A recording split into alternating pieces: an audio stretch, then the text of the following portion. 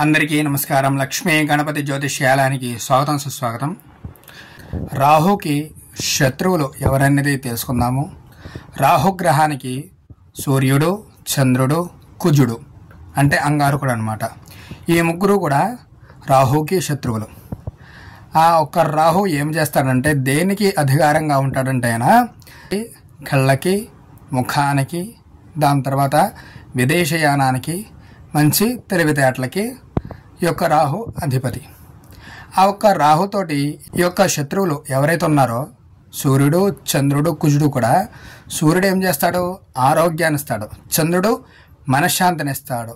అలాగే కుజుడు ఒక శత్రువుల్ని, రుణాలని, రోగాల్ని, రక్తపీడల్ని, దాని తర్వాత భూమికి సంబంధించిన వాడు ఈ యొక్క కుజుడు అనమాట. సో దాంతో ఏమిటంటే రాహుకి ఎప్పుడైతే శత్రుత్వం పెరిగిందో అప్పుడు భూమి సంచారం కానీ, లేదా ఆయుష్యం కానీ, ఆరోగ్యం కానీ, లేదా మనశ్శాంతి కానీ ఈ మూడు లేకుండా ఉండే అవకాశాలు అయితే ఉంటాయి.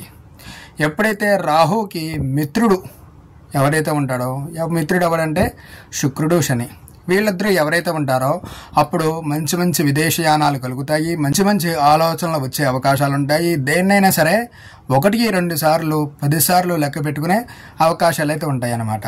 శని ఏమి చేస్తాడు? మనలో ఉన్న ఐరన్ని పెంచుతాడు ఆయన ఎప్పుడూ కూడా. ఆ ఐరన్ని యొక్క రాహు కాపాడుకుంటూ మన దృఢ ధైర్యాన్ని, ఆరోగ్యాన్ని ఎవరైతే శత్రువులు ఉంటారో వాళ్ళందరూ కూడా సంహరించే అవకాశాన్ని యొక్క రాహు అయితే ఇస్తాడు. ఇంకో వీడియోతో ఇంకోసారి కలుస్తాను. నమస్కారం.